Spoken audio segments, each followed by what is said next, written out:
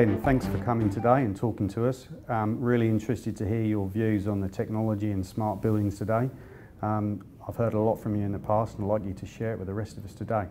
What's your view on what a smart building is?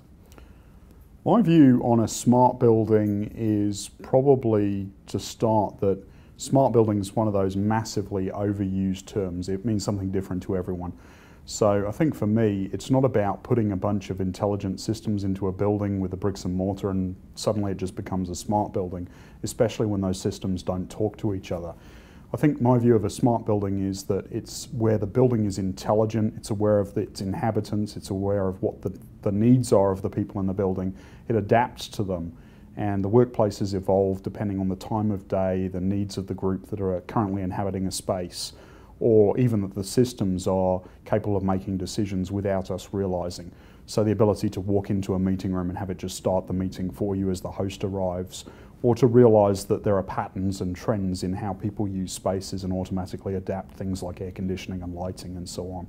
So I think that's really my view of a smart building. Yeah, and do you think they should be simplistic to operate and use? I think they should be absolutely simple to use. I think to make a smart building really smart, it's got to blend the technology back into the essence of the building in such a pervasive way that people aren't even aware of things happening around them. There's a lot of talk about artificial intelligence in buildings and neural networks. What's your views on those being used in buildings and how they can affect us going forward? My personal view on artificial intelligence is that it's an evolving space that is not yet having enough oversight. Too many companies are increasingly investing in big data and analytics, in machine learning, and ultimately that's going to lead to a level of artificial intelligence. Those of you that might be science fiction fans like me will see plenty of movies where buildings try and kill their inhabitants because the buildings are smarter than the inhabitants. There are certainly plenty of great sci-fi horror movies like that. My personal view is that as an industry, as engineers and as technologists, we've got to put more thought into what we actually mean by artificial intelligence, how it's going to operate, how it's going to be controlled, how it's ultimately going to evolve, and the associated problems with that, both from a legal perspective, from a regulatory, from a policy perspective, and ultimately from a coexistence with us perspective as well. But do you believe that companies like ours, Aurecon and Telstra, should be doing lots of R&D around these types of things to push these things forward? I think many companies are doing R&D on artificial intelligence, and certainly Telstra with research labs years ago was involved in researching neural networks.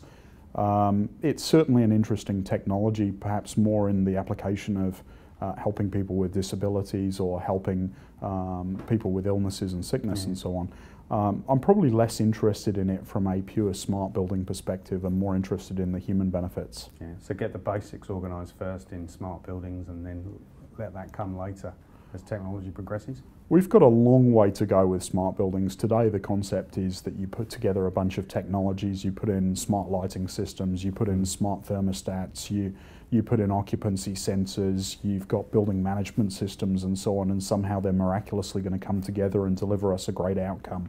The industry is so far away from that at the moment. We've got different groups of people talking about different technologies constantly. We've got interoperability problems between vendors.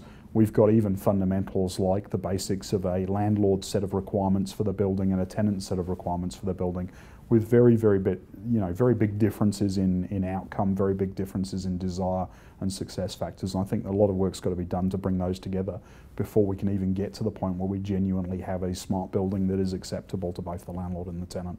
Oh, excellent. And there's quite a myth in the industry, from my view, is that copper cabling, backbone cabling is not required in the future and wireless will take over.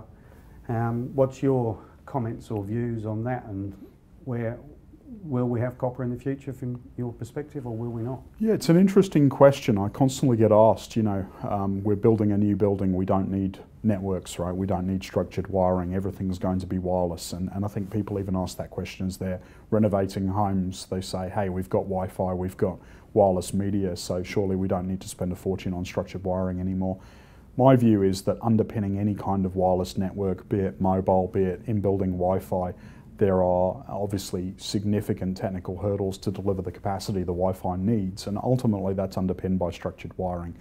So with some of the projects that I'm involved in, we're specifying absolutely the latest and greatest standards when it comes to structured wiring, whether that's a technology called Category 6A, Category 7 even cabling is starting to come in now, shielded cabling, high quality cabling. In essence, what we're trying to do is future-proof those buildings so that when the next generation of wireless technology comes along in a couple of years' time, we can take the existing technology out, put the new technology in, and know that the structured wiring will support probably a 10x increase in capacity. Similarly, that same structured wiring is now going to support lighting systems that are far more adaptable, with LED lighting coming in and LED fixtures that plug into power over Ethernet. We're seeing public address systems that connect over Ethernet. We're seeing speaker amplifiers that connect over Ethernet, wireless microphone systems, fire alarm systems, even smart cards, control systems for buildings plug in over the structured wiring. So I think it's imperative you've got to get your structured wiring right, and nobody would ever believe for a second, if they think about it, that wireless is going to negate the need for that in the base building. And something I always think about is, a lot of people ask me, what do I think a smart building will look like in 20 years? I've tried to change that question around and think to myself about what I don't want a smart building to have in it in 20 years' time. Have you got any views on what you wouldn't want in a smart building in 20 years' time? It's truth. I think if I could answer the question of what a smart building would be in 20 years' time, I wouldn't be working here. I'd be working for one of the investment banks and probably making quite a bit more money.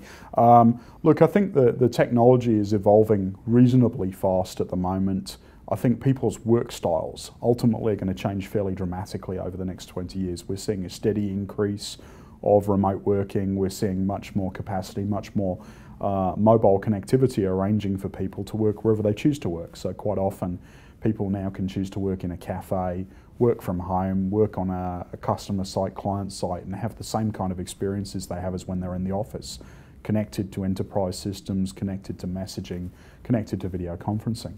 So for me, I think probably trend-wise, I believe that ultimately we'll start seeing less and less major meeting rooms in buildings. The need for predetermined rooms with video conferencing and tables where everyone sits around for a long period of time staring at monitors, I think that will go away over time. Although questionably replaced with people with mobile tablets not knowing how to produce good pictures of themselves, and you all can probably figure out where that's going. So I think that probably we'll see much more social spaces as the younger generation come into the workplace. There's much more of a blurring of that work-life balance that we hear so much about. People are far more fluid in where they want to sit, which teams they want to participate with. And I think we're trying to build spaces that accommodate those kind of desires. And then of course there'll be the ubiquitous coffee machines. Everywhere I go, I buy my team a coffee machine, and I don't think that will ever change. So I think as long as you've got a coffee machine and a good space for people, they'll be pretty happy. Previously we've talked about the integration of base building systems and fit-out systems, and the way the two BMS systems talk to each other and cause complications. Can you talk about your experiences and some of your frustrations that you've experienced with that? So I think when you think about base building and you then think about a tenancy and a fit out, it's not so much that we have complications with the systems, as today those systems just are inherently not capable of talking to each other. There are a lot of problems with what the tenants want to achieve in terms of how they monitor their energy usage, how they connect their spaces, how they connect into the building systems and personalise the environment for the people. The base building desire is obviously from a building and asset management perspective, so it's about tracking the overall health of the building, the environment, the capabilities. So typically those systems are completely independent, and a good example of that in a refit that I'm involved in with my own team space is that we've actually ended up looking down the path of some pretty advanced technology and automation, and found that what we have to do in every single location essentially is put an occupancy sensor that belongs to the base building management system. It's connected over sort of legacy protocols, so to say, the building management system protocols. Alongside that, we're putting IP connected sensors that essentially sit side by side each other in the roof. But the IP connected sensors give us the ability to export the data, to pull that into a big data analytics platform, to start using that data to provide a better experience for the people living and inhabiting the space. Ultimately, that's not cost effective. It's got to come together where we can leverage the base building system and as a client have access to that data in a way that we can manipulate it and that we can understand it and use it. Ben, thanks very much for your time today and your commentary. It's fantastic to get your views on the technology. You know, I'm an engineer and I love hearing about technology, and I love to see the things that you're thinking about and trying to do, and really value your input today. Thank you. That's great. Thanks very much for interviewing me.